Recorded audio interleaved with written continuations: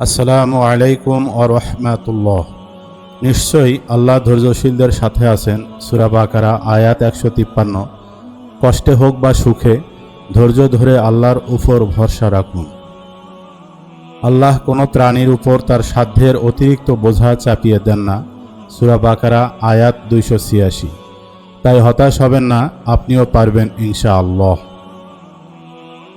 যদি তোমরা কৃতজ্ঞ হও আমি তোমাদেরকে আরও বেশি দিব। সূরা ইব্রাহিম আয়াত 7। ছোট ছোট নিয়ামতের কৃতজ্ঞতা বড় নিয়ামতের দরজা খুলে দেয়। নামাজ কষ্ট নয়, নামাজ হলো শান্তির উৎস। একান্ত দুঃখের সময় নামাজই আপনাকে প্রশান্তি দেবে। আল্লাহর স্মরণে হৃদয়ের প্রশান্তি আছে। সূরা রাদ আয়াত 28। যতই ব্যস্ত থাকুন আল্লাহকে স্মরণ করুন, মন শান্ত হবে। কষ্টের সাথেই রয়েছে স্বস্তি।